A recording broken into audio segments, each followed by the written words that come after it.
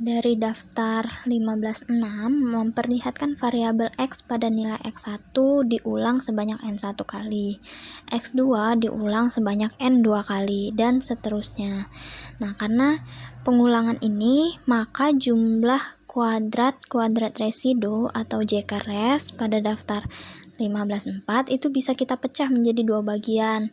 Yang pertama kekeliruan eksperimen atau galat eksperimen, dan yang kedua itu ukuran tuna cocok model linier.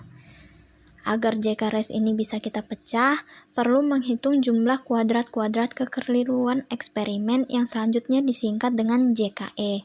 Rumusnya yaitu JKE sama dengan sigma dari sigma YI kuadrat dikurang sigma YI kuadrat per NI.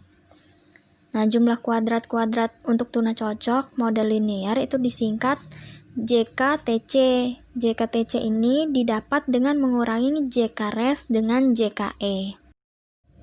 Dengan terjadinya pemecahan JK-res ini, maka daftar ANOVA dalam daftar 15.4 tadi berubah menjadi daftar 15.7 seperti ini.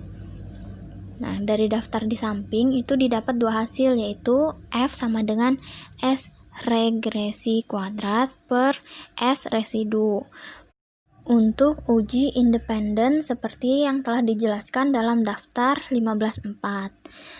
F sama dengan STC kuadrat per SE kuadrat untuk uji tuna cocok regresi linier. Dalam hal ini kita tolak hipotesis jika F-nya itu lebih besar dari F 1 min alfa K min 2 N min K. Untuk distribusi F yang digunakan diambil DK pembilangnya itu K min 2 dan DK penyebutnya N min K. Contoh pertama, untuk data dalam daftar 15.1, selidiki apakah model linier yang telah diambil dengan persamaan I atau Pi sama dengan 8,24 ditambah 0,68X itu benar-benar dapat dianggap cocok atau tidak. Nah, langkah pertama untuk menyelesaikannya, kita buat dulu daftar 15.1 tadi, kita urutkan harga X-nya itu dari yang terkecil hingga yang terbesar. Nah, seperti daftar 15.8 ini. Kemudian kita udah dapat nilai JK-resnya sama dengan 47,22, bisa dilihat dari daftar 15.5. Kemudian kita akan mencari nilai JKE terlebih dahulu dengan menggunakan rumus di slide sebelumnya, rumus 1525. Nah, di sini dengan rumus 1525 kita peroleh nilai JKE itu 37,67. Maka nilai JKT-nya tadi sama dengan JK-res dikurang JKE. Nilai JK-resnya tadi 47,22, jadi dikurang 37,67. Hasilnya 9,55. Nah, nilai-nilai X semuanya itu ada 12 yang berbeda, maka K-nya juga sama dengan 12. Sehingga DK untuk tuna cocok sama dengan 12 kurang 2, sama dengan 10. Derajat kebebasan untuk kekeliruannya itu sama dengan 28 dikurang 10, sama dengan 18. Hasil perhitungan kita tadi, kita tulis ke dalam daftar ANAVA seperti ini.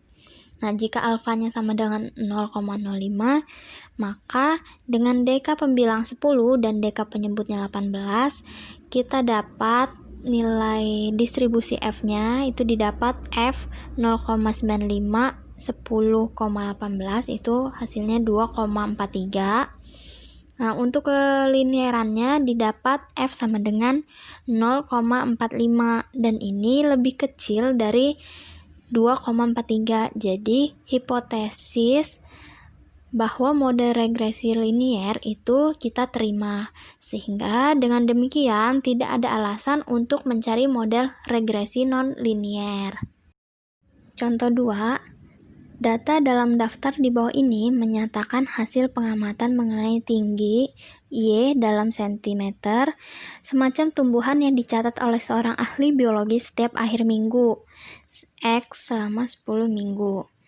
Marilah kita selidiki apakah untuk data di muka berlaku model regresi linier ataukah tidak.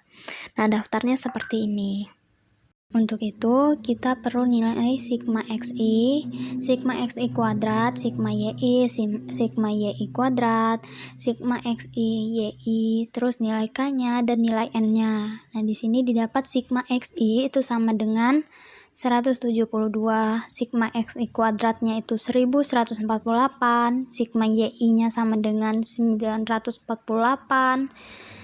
Nah, sigma yi kuadratnya sama dengan 31.008.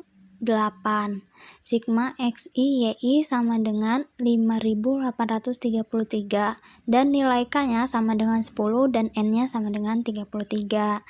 Nah, dari rumus 15/6 itu kita peroleh koefisien b-nya 3,004 dan a-nya itu 13,07. Regresi y atas x mempunyai persamaan y topi sama dengan 13,07 ditambah 3,004x.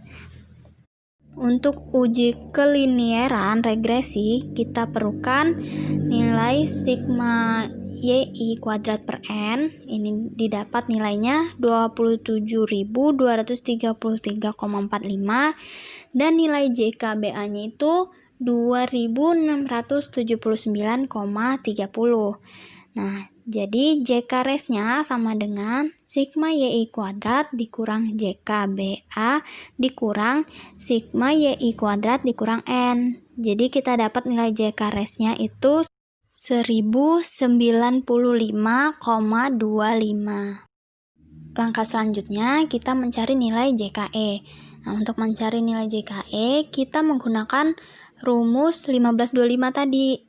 Nah, sehingga nilai JKE-nya itu kita dapat 58,43. JKTC-nya itu bisa kita cari dengan mengkurangkan JK-res dikurang dengan JKE.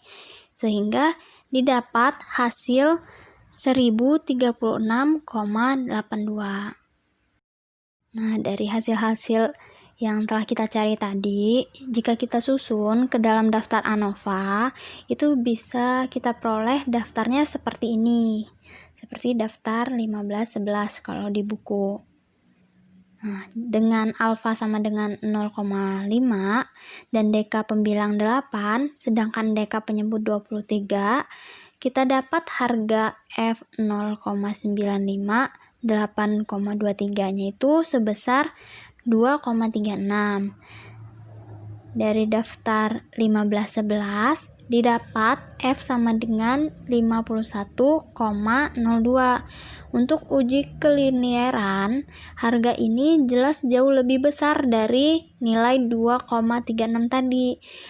Sehingga hipotesis bahwa model linier harus ditolak, karenanya harus dicari model non-linier. Materi selanjutnya yaitu regresi non-linier. Dari contoh yang kedua itu kita peroleh bahwa regresi linier itu nggak bisa kita pakai untuk data dalam daftar 15-10 karena hipotesis kelinierannya itu telah kita tolak.